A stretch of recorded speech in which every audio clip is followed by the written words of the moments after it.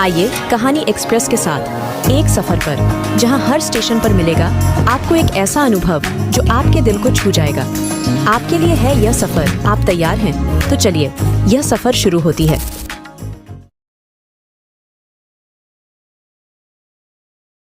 ये धारावाहिक मैं बहन शीर्षक से प्रकाशित कर रहा हूं, जिसका मकसद पाठकों को यह बतलाना है कि बहन क्यों जरूरी है, बहन का होना कितना महत्वपूर्ण होता है एक भाई के लिए, और बहन का न होना कितना खटकता है एक भाई को। मैंने अपनी जिंदगी में जो अनुभव हासिल किए हैं, उसी को यहां आपके समक्ष पेश करूंगा। शुरुआत एक कहानी से होगी जो प्रतिलिपि पर पहले भी प्रकाशित हो चुकी है, लेकिन यहां भी प्रकाशित करना जरूरी है। उसके बाद बहन की याद में, या उससे मिलने की खुशी में, या फिर उससे लड़ने झगड़ने के बाद, यानी जिंदगी की हर मोड़ पर मैंने बहन की वजह से जो कुछ सीखा है, वो सारे अनुभव कविता के रूप में बयां करने का प्रयास करूंगा। लेकिन सबसे पहले मैं प्रतिलिपि को इस बात के लिए धन्यवाद देता हूं कि मुझे अपनी बात कहने का एक बड़ा और बहुत ही अच्छा मंच मिला है। दूसरी बात, प्रतिलिपि को इस बात के लिए भी धन्यवाद देता हूं कि इस मंच पर मुझे निष्ठा सिंह जी और कनक सिंह जी जैसी दो अत्यंत प्यारी बहन मिली है, जो मेरी भावनाओं को समझते हुए मुझे भाई का दर्जा दिए हैं। वरना आज तो लोगों के जीवन की डोर खुद में ही इतनी उलझी हुई है कि संभाले नहीं संभलती, तो औरों का दुखड़ा क्या सुनेंगी। इन दोनों ने मेरी भावनाएं समझी। मैं इसके लिए इन दोनों का सदा आभारी रहूंगा। जिंदगी के खट्टे मिठ्ठे अनुभव साझा करने की शुरुआत तो एक कहानी से ही होगी, लेकिन उससे पहले एक बात कहना चाहूंगा। बात उस समय की है जब मैं बहुत छोटा था। रक्षाबंधन क्या होता है मुझे पता भी नहीं था। मुझे मेरी बुआ जी और पिताजी की बुआ जी दोनों राखी बांध देती थी। इसके अलावा पड़ोस की कुछ लड़कियां भी मुझे राखी बांधती थीं, पर रिश्ते में वे भी मुझे बुआ ही लगती थीं। लेकिन जब मैं ये समझने लगा कि ये तो भाई बहन का प्यारा त्योहार है और मुझे तो बहन है ही नहीं, तो राखी के दिन बहुत रोता था और मन में बस यही ख्याल आता था, बहन तू है, कितनी अनमोल्य तो राखी के धागे ही बतलाती है, वरना पूछ उस बदनसीब भाई से जिसकी कलाई सुनी रह जाती है। लेकिन वो कहते हैं ना, अगर आप किसी की ख्वाहिश रखते हो तो ईश्वर आपकी वो ख्वाहिश जरूर पूरी करते हैं। बस उस ईश्वर में आपकी आस्था होनी चाहिए। मेरी जिंदगी में भी कुछ ऐसा ही होने वाला था। उसी को रेखांकित करती हुई ये कहानी आप पाठकगण के समक्ष प्रस्तुत कर रहा हूं। मैं अपनी माँ के 2 औलादों में छोटा था। जाहिर सी बात है, मुझे छोटा होने का बहुत लाभ मिलता था। माता पिता और घर के अन्य सदस्यों के अलावा मुझे मेरे बड़े भैया भी बहुत प्यार करते थे। लेकिन एक बहन की कमी रह गई थी जो मुझे बहुत खलती थी। खासकर रक्षाबंधन के दिन तो मैं छुप छुप कर रोता था। हालांकि चचेरी, फुफेरी और ममेरी बहनों की कमी नहीं थी, और राखी भी दर्जन के हिसाब से सजती थी मेरी कलाई पर। फिर भी मुझमें इन सब से गहरा अपनत्व का भाव नहीं उमड़ता था। लेकिन ये सभी सदा ही मुझे प्रेम करते थे और आज भी करते हैं। माँ बताती हैं, बचपन में पिताजी जब भी बाजार जाते मुझसे पूछ लेते, बोल बेटे तेरे लिए क्या लेकर आऊंगा, और मेरी सदा एक ही जिद होती, पापा मेरे लिए एक बहन लेते आना। मेरी बात सुन घर में सभी हंस पड़ते थे, और जब बाजार से पापा को खाली हाथ आते देखता था तो मैं बहुत रोता भी था। कई बार पिताजी को जब आने देर हो जाती और मैं इंतजार करते करते थक जाता, तो बिना किसी को बताए मैं पिताजी की तलाश में गांव के अंतिम छोर तक पहुंच जाता था। इधर घर वाले जब परेशान होकर ढूंढते तो मैं उन्हें गांव से शहर जाने वाले रास्ते में वहीं मिलता था जहां मेरे गांव की सीमा, या यूं कहें उस तरफ गांव का अंतिम घर होता। कुछ दिन यूं ही बीते। फिर जब थोड़ी समझदारी आई, मुझे लगा सभी लोग भगवान जी की पूजा करते हैं, क्यों करते हैं। फिर एक दिन मैंने माँ से पूछ लिया, माँ सभी लोग भगवान की पूजा क्यों करते हैं। मैं मेरे भोलेपन पर मुस्काते मुझे प्यार करते हुए बोली, बेटा भगवान से हम जो मांगते हैं वो हमें दे देते हैं, इसलिए सभी उनकी पूजा करते हैं। तब तो मैं भी उनकी पूजा करूंगा और उनसे बहन मांगूंगा। माँ मेरी बात सुनकर रो पड़ी। शायद वो सोचती होंगी, दहेज प्रथा के कारण लड़कियों को गर्भ में मारा जाता है, या फिर 1 या 2 बेटे होने के बाद पारिवारिक दबाव में आकर मुझ जैसी सैकड़ों औरतों को ऑपरेशन करवाना पड़ता है। अगर आज मैं ऑपरेशन न करवाई होती तो शायद मेरे बेटे को उसकी बहन मिल ही जाती। बहन की तलाश में मैंने घर के बगल में कुछ ही दूरी पर बने हनुमान मंदिर में उनकी पूजा करनी शुरू की। मुझे आज भी याद नहीं ये पूजा मैंने कब शुरू की, लेकिन मेरा आस्तिक होना इसी की उपज है। जब भी उस मंदिर के पास से गुजरता था बस यही कहता था, हनुमान जी मुझे एक बहन दिला दो ना। धीरे धीरे समय बीतता गया। मैं मैट्रिक और इंटर प्रथम श्रेणी से पास होकर आगे की पढ़ाई करने पटना चला गया और बहन की बातें अब हमारे लिए कल्पना मात्र रह गई थीं। जनवरी 2014 मैं घर आया हुआ था। मेरी माँ अपने फुफेरे भाई की बेटी प्रीति से बात कर रही थी। किसी एग्जाम के सिलसिले में शायद उसे भैया से बात करनी थी। इत्तेफाक से माँ ने मुझसे बात करवाई। पहले तो मैंने माँ से पूछा, कौन है माँ? माँ ने सिर्फ इतना ही कहा, तुम्हारी बहन। और फिर हमने बात की, एक दूसरे का कांटेक्ट नंबर लिया। कुछ दिन बड़ी खुशी से गुजरे। बहन की अधूरी तलाश के पूरे होने की संभावना मुझे दिख रही थी। फिर 14 फरवरी 2014 को उसे दिल्ली एग्जाम देने जाना था। मैं उस समय पटना में ही था। वो नियत समय पर मुझे पटना जंक्शन पहुंचने बोली। मैं वहां पहुंचा भी, पर पहचान नहीं पाया। फिर फोन पर बात हुई, तब हम एक दूसरे से मिले। यही पल मेरी जिंदगी का सबसे हसीन पल था, जो मुझे हमेशा याद आता रहेगा। और मेरी वही बहन आज मेरे लिए किसी देवी से कम नहीं। हम आज प्यार से उसे नूनू कहते हैं। मैं आज भी अपने ईश्वर को मेरी मन्नत पूरी करने के लिए बहुत बहुत धन्यवाद देता हूं। अब तक आपने पढ़ा, मेरी जिंदगी में एक देवी जैसी बहन का आगमन हो चुका था। आगे उसी जुड़े अनुभवों को साझा करने का प्रयास किया हूं। मुझे याद है उस दिन जब उसे ट्रेन में बैठते ही खूब बारिश हो रही थी, लेकिन मेरी निगाहों को बस मेरी बहन का ही चेहरा दिख रहा था। मैं बारिश भींग रहा था, हमें पता भी नहीं चला। तभी उसने कहा, भैया भींग रहे, ट्रेन से उतर जाइए और बारिश छूटते ही लौट चले जाएगा। पहली बार मेरे लिए किसी ने बड़े प्यार से भैया शब्द का उपयोग किया था। ये बातें आज भी मुझे उतनी ही प्रसन्नता देती है जितनी उस दिन दे रही थी। मैं ट्रेन से न चाहते हुए भी उतर गया। आखिर दिल्ली तो मुझे जानी नहीं थी। मैं वापस लॉज लौट आया। मेरी आंखों में उस दिन गजब की चमक थी, जैसे किसी की मुंहमांगी मुराद पूरी हो गई। उसके बाद मैं अपनी जिंदगी जीने के तरीके में बदलाव करने लगा। पहले जहां मेरा समय दोस्तों के साथ बकवासों और किसी दोस्त को उसकी गर्लफ्रेंड लिए शेर लिखने और उसे सुनाने में बीतता था, वहीं अब इन चीज़ों से मुझे घृणा होने लगी थी और धीरे धीरे ये सब छोड़ दिया। बाकी न तो मैं आवारागर्दी करता था, न ही किसी प्रकार के नशे की आदत मुझे थी। तो इस तरह की जो कुछ भी बुराइयां थीं, सब छूटती जा रही थीं, क्योंकि मैं अपनी बहन के सामने हमेशा एक अच्छा इंसान बना रहना चाहता था। मुझे सबसे ज्यादा डर इस बात का रहता था, या यूं कहें कि आज भी रहता है, कि कहीं कोई मेरी शिकायत मेरी बहन से न कर दे। अगर कोई मेरी बहन से मेरी शिकायत कर दे तो वो क्या सोचेगी, उसे कितना दुख होगा, वगैरह वगैरह। इन्हीं सब बातों को ध्यान में रखते हुए मैंने अपने बकवास वाले समय को पढ़ाई में लगाया और दोस्तों की गर्लफ्रेंड, जो वास्तव में कच्ची उम्र के लड़कों लिए गर्लफ्रेंड जहरीली दोस्त होती हैं, के लिए शायरी लिखने के बजाय अपनी बहन के लिए कविता लिखने की शुरुआत की, जो आज भी जारी है। तो बहन पाने के बाद मैंने जो महसूस किया, उसे शब्दों की माला बना के बहन के लिए पहली बार एक कविता लिखी, जो आपकी खिदमत में पेश कर रहा हूं। अब तक आपने पढ़ा, बहन के मिलने बाद मुझमें बहुत से सकारात्मक परिवर्तन आ चुके थे। मेरी बहन परीक्षा देने दिल्ली जा रही थी और स्टेशन पर मिलने के बाद उसने घर से जो कुछ एक्स्ट्रा कपड़े साथ लाए थे हमें दे दिए और बोली, आते वक्त ले लेंगे। अब बारिश रुक गई थी। हम बहुत खुश थे, यह सोचकर कि बहन से जल्द ही मुलाकात होगी, और यही सोचते हुए हम रूम पर पहुंच गए। मेरे हाथ में एक थैला था, जिसे देखकर मेरे रूम पार्टनर ने स्वाभाविक ही पूछ दिया, क्या है इसमें? मैंने कहा, मेरी बहन के कपड़े हैं। अब उसे शक हो चला, बोला, पर तेरी तो कोई बहन नहीं है। अब हो गई है। उसके प्रश्न पर मैंने भी थोड़ा गर्व करते हुए कहा, जैसे कोई बड़ी कामयाबी मिली हो। फिर वो कुछ नहीं बोला।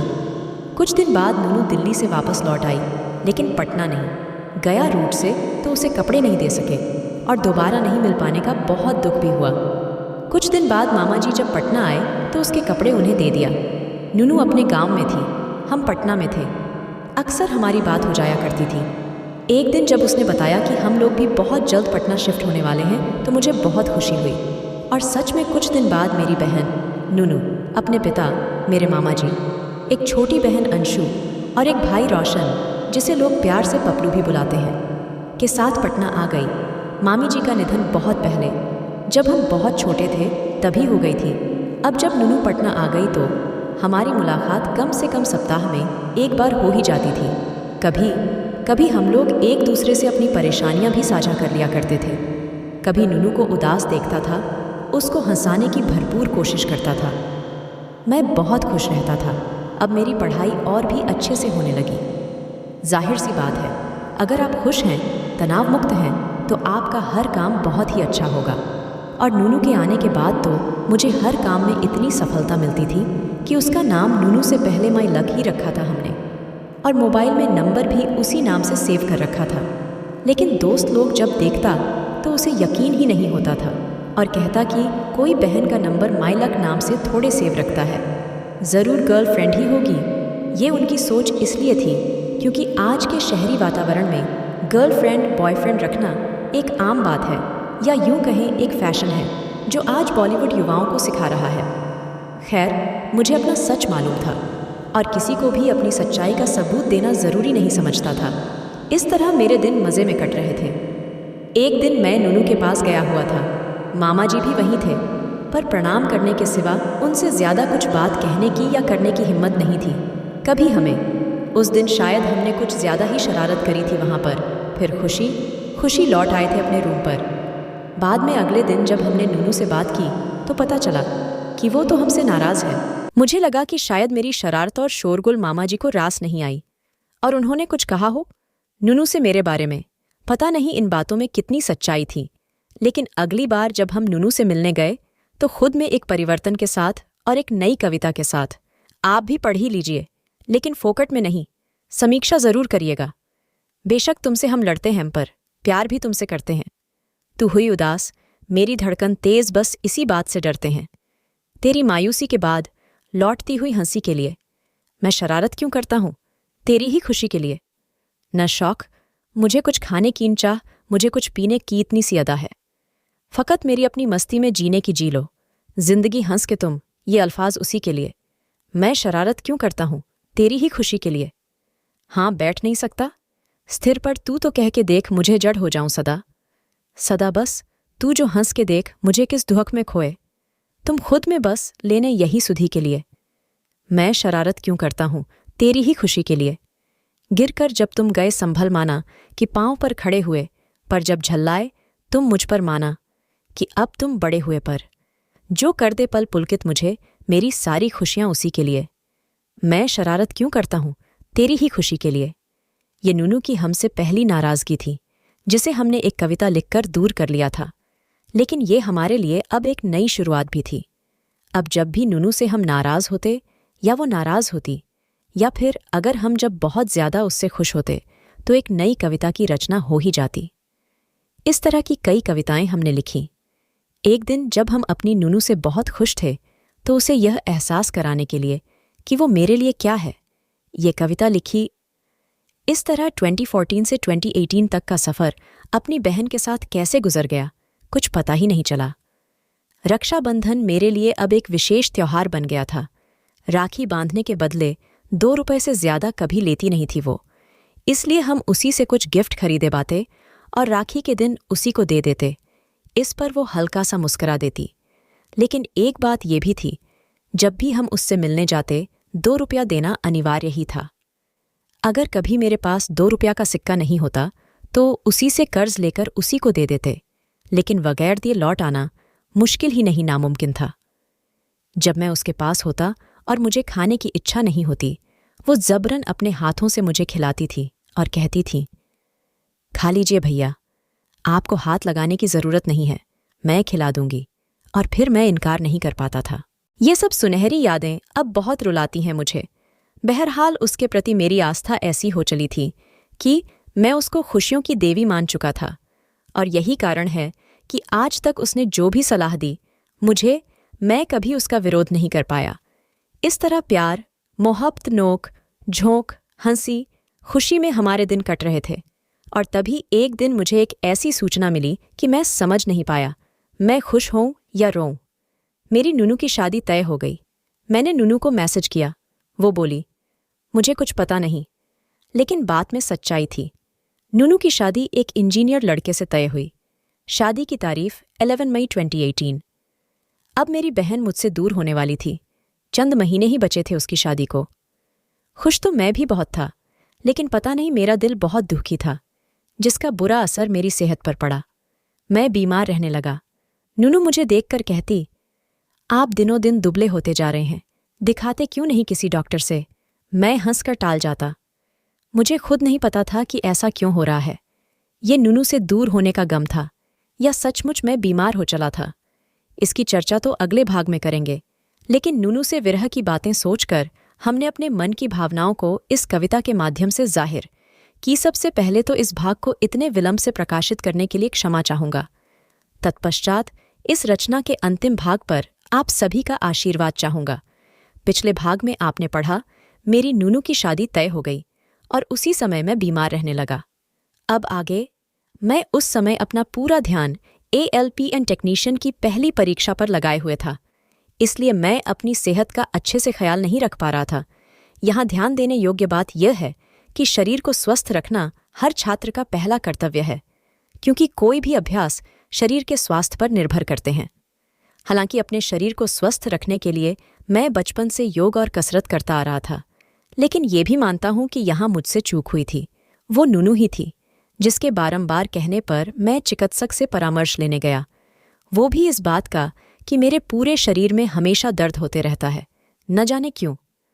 डॉक्टर साहब मेरा ब्लड टेस्ट करवाए और फिर बताए चिंता की कोई बात नहीं, कुछ दिन दवा खाने के बाद आप स्वस्थ हो जाएंगे, तब तक हार्ड वर्क से बचें।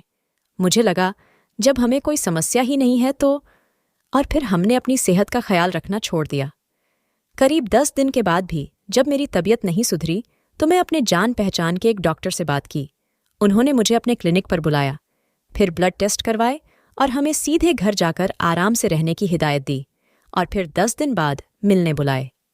मैं थोड़ा परेशान हो गया, लेकिन घर में किसी को ज्यादा कुछ नहीं बताया, क्योंकि माँ नूनू की शादी में जाने की तैयारियां कर रही ही थीं और मैं उन्हें परेशान नहीं करना चाहता था। इसी बीच एक दिन नूनू का कॉल आया, भैया आप मेरे तिलक में जा रहे हो ना? मैं निरुत्तर था, बस इतना ही कह सका, भैया चले जाएंगे, मेरी तबीयत।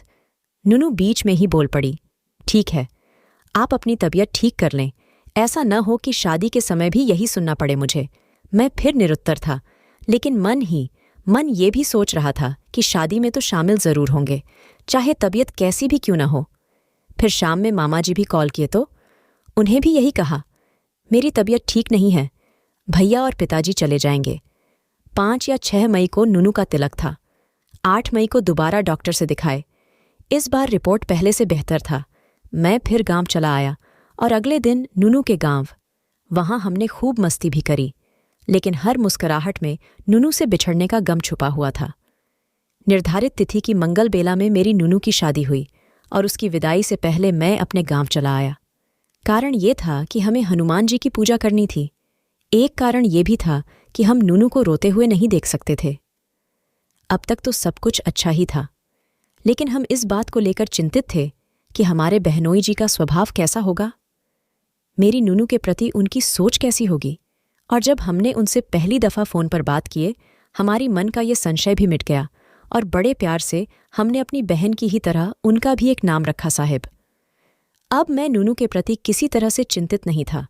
कुछ महीने बीतने के पश्चात मुझे इस बात का विश्वास हो चला था कि नूनू और साहिब की जोड़ी परफेक्ट है। फिर मैंने साहिब के लिए ये कविता लिखी जो आपके सामने प्रस्तुत कर रहा हूँ। नूनू है खुशबू गुलशन की, तुम भंवरे का गुंजन हो। नूनू है आनंद की सिंधु फितरत से, तुम कुंदन हो। चंदन की शीतलता तुझ में अग्निसम अभिमान दूं ख्वाहिश है। मेरे दिल की तेरे लब को मुस्कान दूं, जिस पथ पर तू जाना चाहे मुकम्मल सफ़र तुम्हारा हो। तुम्हें मिले वह सारी खुशियाँ जिस पर अधिकार तुम्हारा हो, बरसती रहे। खुदा की रहमत तुमको यह वरदान दूं, ख्वाहिश है। मेरे दिल की तेरे लब को मुस्कान दूं बख्वाहिश है। मेरे दिल की तेरे लब को मुस्कान दूं। समाप्त। पूरी वीडियो देखने के लिए आपका बहुत बहुत धन्यवाद। अगर आपको हमारी कहानियाँ पसंद आ रही हैं तो वीडियो को लाइक करें और हमें आपकी मदद की बहुत ज़रूरत है। हमारे चैनल में सब्सक्राइबर बहुत कम है, तो हमारे साथ जुड़िए, हमारे चैनल को सब्सक्राइब करिए। इससे हमें और भी अच्छे कहानियाँ बनाने के लिए मोटिवेशन मिलेगी और आप और बेहतरीन कहानी सुन पाएंगे। आप और भी बेहतरीन शानदार कहानियाँ सुनना चाहते हैं तो हमारे चैनल कहानी एक्सप्रेस को सब्सक्राइब करना ना भूलें। धन्यवाद।